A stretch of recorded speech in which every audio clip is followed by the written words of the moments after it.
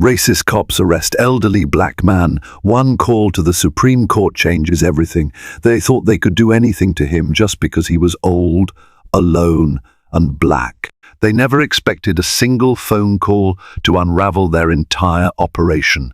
This is the story of the day. An elderly black man named Ernest Jackson faced down a corrupt system and won. From an unjust arrest at a quiet bus stop to a miraculous twist that reached the halls of the Supreme Court, the events will keep you guessing at every turn. If you think you've heard it all, prepare to be shocked.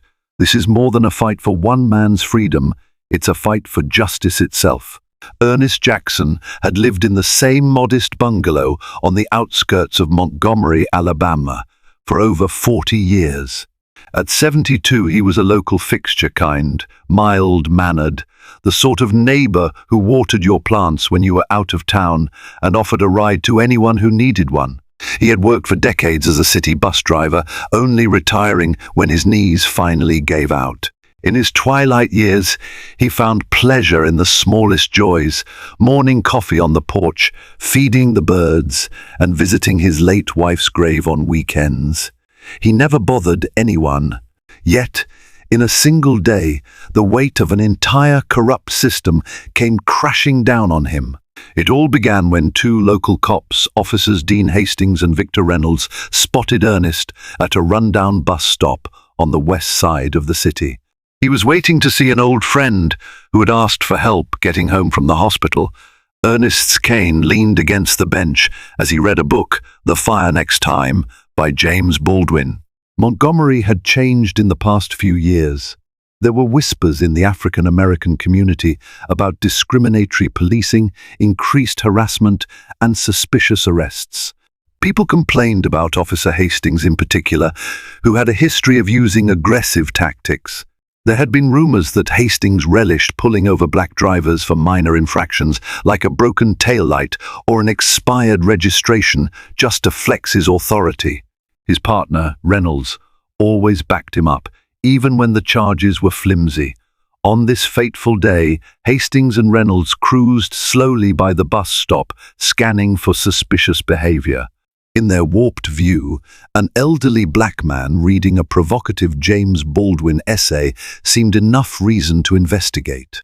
They pulled over and approached Ernest, rifles of intimidation slung in their posture.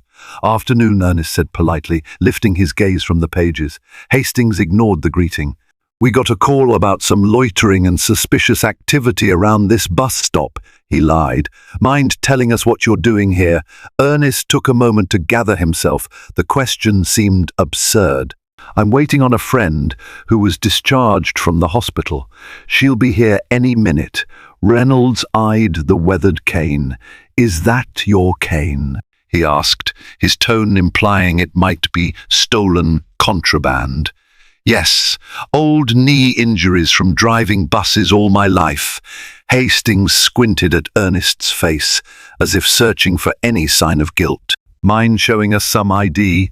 Ernest was used to random checks. He'd lived through the tail end of Jim Crow. He understood how easily authority could be abused. Holding his breath, he fished his wallet out of his jacket pocket and handed over his driver's license. Hastings inspected the ID with exaggerated scrutiny. Reynolds hovered, one hand resting ominously on his holster. "This address is downtown. What are you doing all the way out here?" Ernest furrowed his brow. "Son, I live near here, just down the road off Maxwell Boulevard. That license is my old address. I've updated it with the county, though." Something in Hastings's eyes ignited. "You been carrying anything illegal? Drugs, weapons, stolen property?" Ernest frowned, offended. "No." Hastings smirked. "You won't mind if we do a quick search then?" Legally, they had no grounds to search him, but resisting would risk escalating the situation.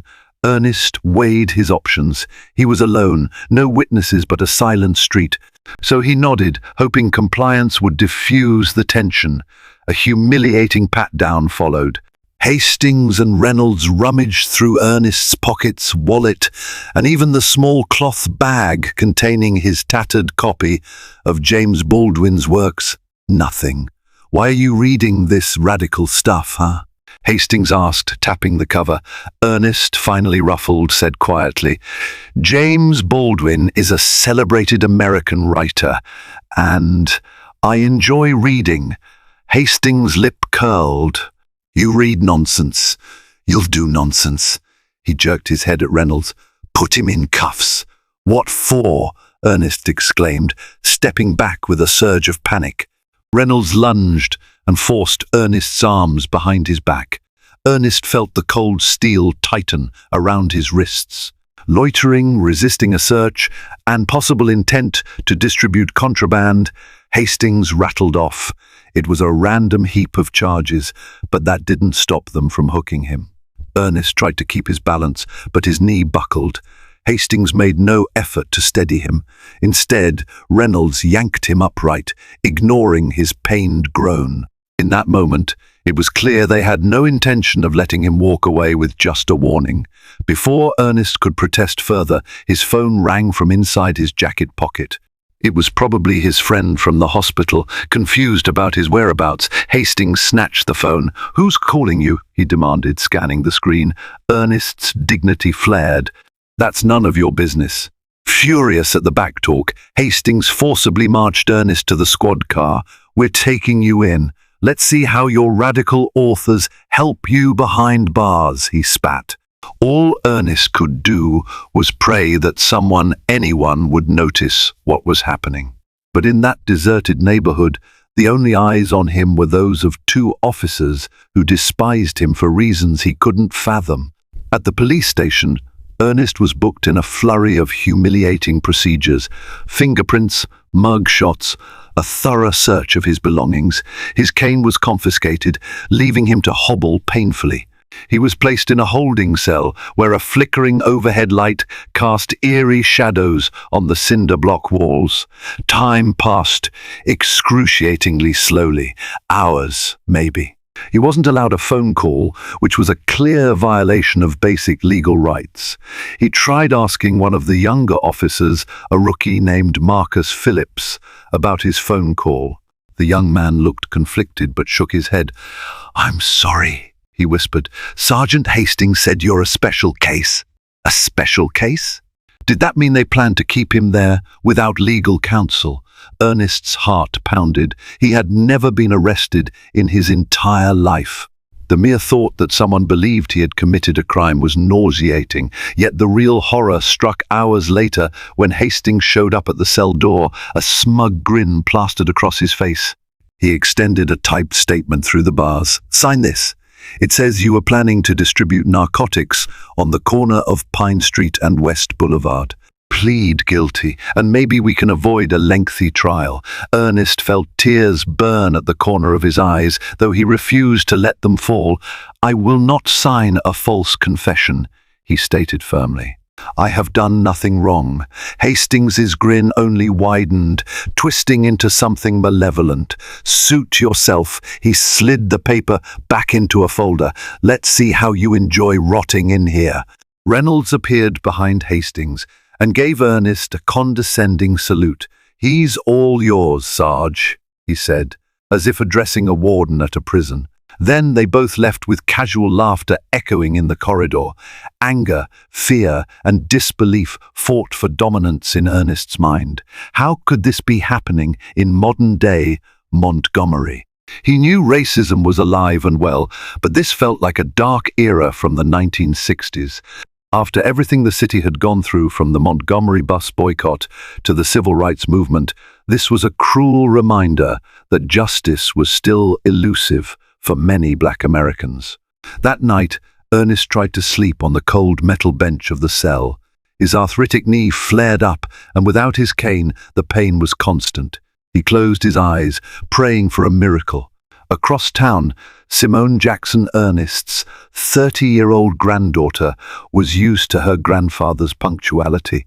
When he didn't show up at home that evening, worry gnawed at her. She knew he'd gone to help his friend, but he should have been back hours ago. She tried calling him multiple times, but the phone went straight to voicemail. Simone was not someone to be trifled with. A sharp attorney fresh out of Columbia Law School, she had studied constitutional law under the renowned Professor Kendall Thomas and completed a short clerkship with the Honorable Sonia Sotomayor at the U.S. Supreme Court. She was well versed in identifying civil rights violations and had chosen to return to Montgomery to be closer to her aging grandfather. Concern pushed her into action. She contacted local hospitals, checked with neighbors, and eventually filed a missing persons report. As night fell, an anonymous tip reached her in a text message. "Your grandfather is at the police station being held on unknown charges." Stunned, Simone wasted no time. She jumped in her car and sped to the station.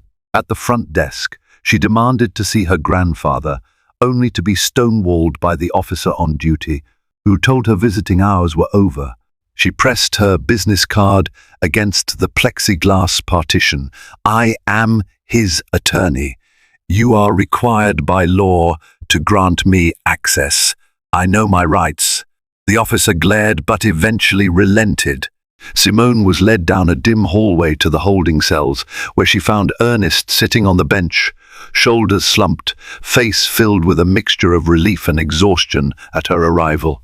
"Oh, Grandpa," she said, tears threatening to escape. She reached through the bars and clasped his hands. "Are you okay?" "I've been better, dear," he responded with a weak smile, grateful she was here. They spoke for a few minutes before Hastings showed up, leaning against the cell door with an air of superiority. "Ma'am, I think you need to leave. The suspect is under investigation for narcotics trafficking." Simone turned slowly, meeting his gaze head-on. "Narcotics trafficking? That's ridiculous. Do you have any evidence whatsoever?" Hastings shrugged. "We have probable cause, and you'll have a lawsuit for false arrest if you don't release him immediately." Simone shot back, her voice steady and lethal. "I have never heard anything more absurd. My grandfather is a retired bus driver with a clean record. This is obviously a racially motivated arrest." Hastings's smug grin wavered just slightly. "Watch yourself, counselor," he said. "Screaming racism won't help you here." Simone smirked, quietly calling on all her composure. "We'll see about that," she said. That night, Simone worked tirelessly in her small home office, assembling documents, drafting motions, and calling every legal contact she had. She filed an immediate motion for her grandfather's release and arranged for a hearing early the next morning. In the meantime, Hastings and Reynolds continued to brag around the station about how easy it was to manipulate charges. According to whispers among some of the younger officers, they had done this before, targeting elderly black residents or local activists, trying to coerce confessions to help boost their arrest records. Complaints were often filed against them, but nothing ever stuck. Their captain, Theodore King, was rumored to be complicit, always dismissing internal investigations. By sunrise, Simone was exhausted but hopeful. She had prepared everything needed to challenge the bogus charges, determined to expose the racial bias and procedural misconduct. In the Montgomery District Court, the atmosphere was tense. Word had spread that Ernest Jackson was being represented by a highly qualified attorney with Supreme Court clerkship experience. A small group of local community members, many from the church Ernest attended, sat in the gallery, showing silent support. Officer Hastings arrived in uniform, an air of defiance emanating from him. By his side was Reynolds, who looked less confident, but still maintained a stiff posture. Judge Mary Fletcher, known for her strict but fair approach, presided over the hearing. "We are here today to determine the validity of the charges against Ernest Jackson," she began. "I want to see the evidence and hear the reasoning behind this arrest."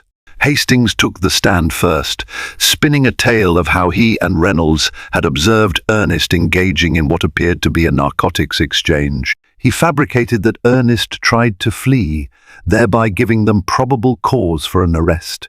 Simone rose, her voice sharp. "Officer Hastings, were there any drugs or illegal substances found on my grandfather?" Hastings cleared his throat.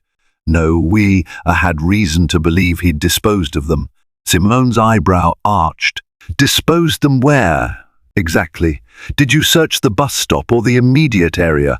A pause. "We had no time," he was resisting. Simone approached, a document in hand. "Your Honor, I have an affidavit from a local neighbor who saw the entire incident. She states that Mr. Jackson did nothing more than stand at the bus stop reading a book." Simone flipped the page. "I also have security camera footage from a nearby grocery store that captured part of the arrest." Hastings's eyes widened. That camera, positioned across the street, was a known blind spot, or so he thought. Judge Fletcher watched the footage in silence. It clearly showed Ernest sitting peacefully, then being approached and manhandled by Hastings and Reynolds. The judge's lips thinned into a tight line. "The court sees no evidence whatsoever of narcotics or resisting arrest," she declared, her tone icy with disapproval. "Officers, your reports are highly contradictory to what I see here." She looked over her reading glasses at Hastings. "I am ordering Mr.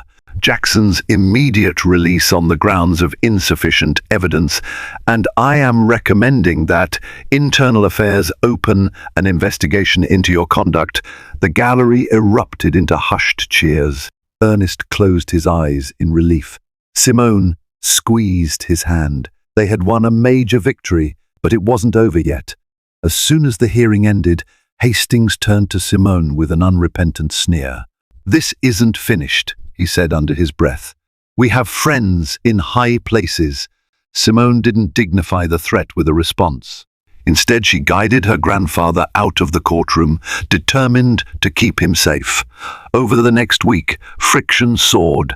Instead of backing off, Hastings and Reynolds began a campaign of intimidation against Ernest and Simone. Strange cars idled outside Ernest's home late at night, anonymous phone calls at odd hours. Vague threats scrawled on notes slipped under the door.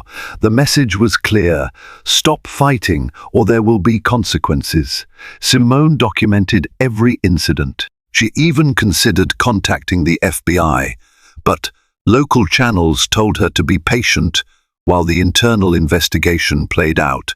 Meanwhile, the community stood behind Ernest, outraged that their beloved neighbor had been treated like a criminal. Even the local press caught wind of the story, featuring it on the front page of the Montgomery Advertiser. But Hastings and Reynolds weren't done. Realizing the initial charges had crumbled, they concocted a new plan. They lodged a complaint that Simone had tried to bribe an officer. Reynolds claimed she offered money to bury the evidence. Astonishingly, the district attorney's office took the complaint seriously, possibly swayed by the same corrupt influences that protected Hastings and Reynolds. Suddenly, Simone was facing an investigation of her own. Her law license and entire career were in jeopardy. "It's a blatant lie," Simone fumed to her grandfather, pacing the living room with a phone pressed to her ear. "They're doubling down, using every trick in the book." Ernest, still shaken by the arrest, tried to comfort her. "We'll get through this, Simone. You've done nothing wrong." But Simone knew how precarious the situation was. Even a baseless claim could drag on for months, tarnishing her reputation.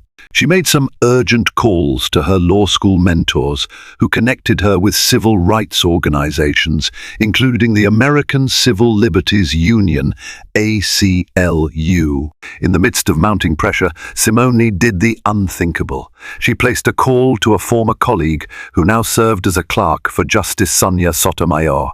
While the Supreme Court couldn't directly intervene in a local case, a sign of support from a sitting justice or even a mention of potential constitutional violations could carry weight. When the clerk answered, Simone explained the situation, her voice trembling with emotion. I know the court can't get involved in local matters directly, she said, but this is a gross violation of civil rights. My grandfather's name is being smeared, and now they're targeting me. The clerk listened sympathetically. Justice Sotomayor has always been vocal about the systemic issues within our justice system, he said. While we can't intervene formally, let me see if there's a way to elevate this matter, maybe get it on the radar of the Department of Justice. The Civil Rights Division might take interest. It was a glimmer of hope. Simone thanked him profusely. The mere mention of the Supreme Court or Department of Justice can strike fear into local officials who rely on the shadows to carry out corruption. 2 days later, the entire situation escalated. Officer Hastings, furious that his intimidation tactics were failing, pulled Ernest over while he was driving home from the grocery store. This time, Hastings claimed Ernest's tail light was out. "Thought you could run from us, old man," Hastings sneered, leaning into the car window. Ernest, whose heart pounded like a war drum, stayed calm. "My tail light works fine," he said quietly. Without warning, Hastings pulled him from the vehicle and shoved him against the hood, re-cuffing him. Ernest winced as pain flared in his bad knee. "We'll see about that," Hastings barked, rummaging through the trunk, searching for any scrap of contraband. Unknown to Hastings, one of Ernest's neighbors had been driving behind them and recorded the entire altercation on a cell phone. The neighbor captured Hastings cursing and threatening Ernest, going so far as to say, "We'll lock you up for good this time, you worthless," followed by a racist slur. Within hours, the video went viral on social media. Community activists demanded the immediate suspension of Hastings and Reynolds. The footage was so damning that the police department had no choice but to place them both on administrative leave, pending an investigation. But the avalanche of exposure didn't stop. Someone in the DA's office leaked internal documents showing that Captain Theodore King had squashed at least a dozen complaints against Hastings and Reynolds, all of which involved racial profiling and possible brutality. The district erupted in outrage, with peaceful protests organized by the local NAACP chapter.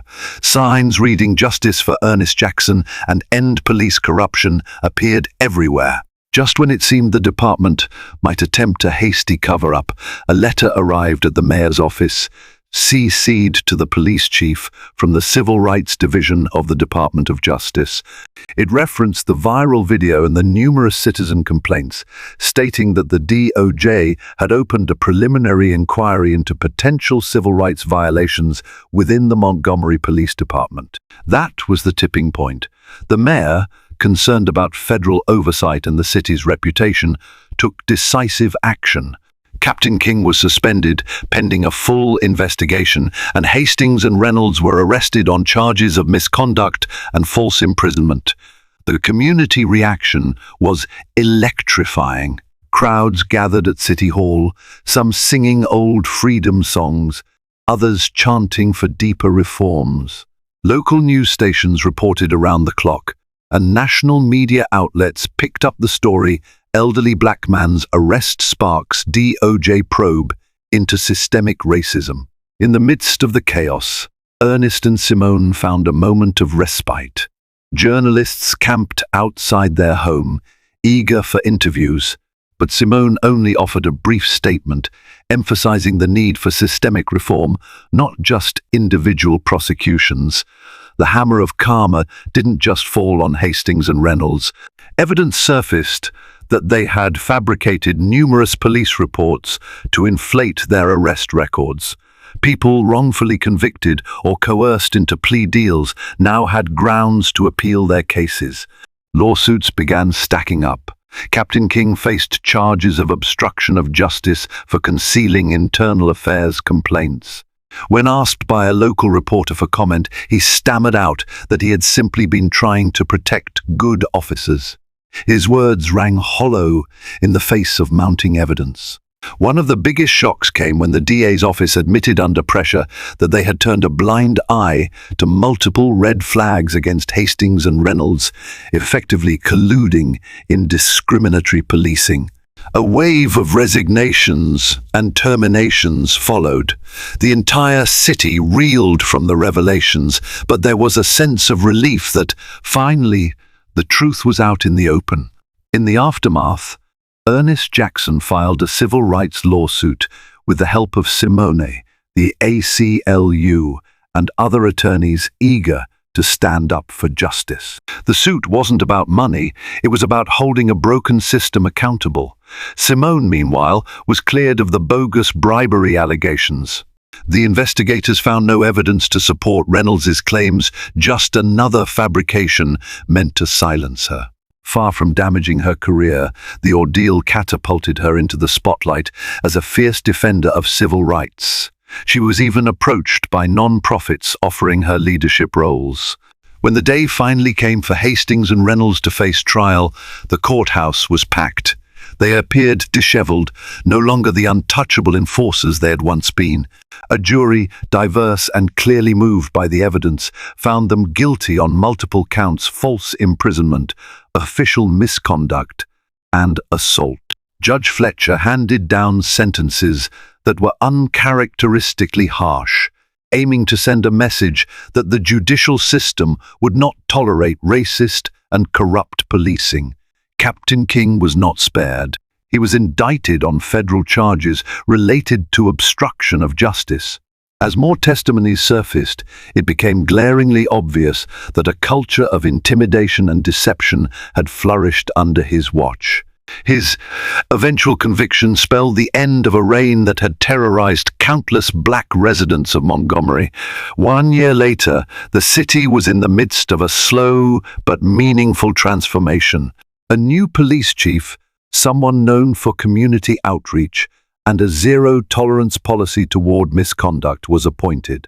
Community advisory boards were established to review allegations of police misconduct, ensuring greater transparency. Grants were allocated for bias training and body camera technology. As for Ernest, life eventually returned to a semblance of normalcy. He still lived in his old bungalow, but now he was something of a local hero. Strangers stopped to thank him for his courage in standing up to injustice. Neighborhood kids asked him for stories about how he managed to take on the system and win. "Just stand in truth," he would say, leaning on his cane with a warm smile. "No matter how many times they try to bury you, the truth always rises." Simone found renewed purpose.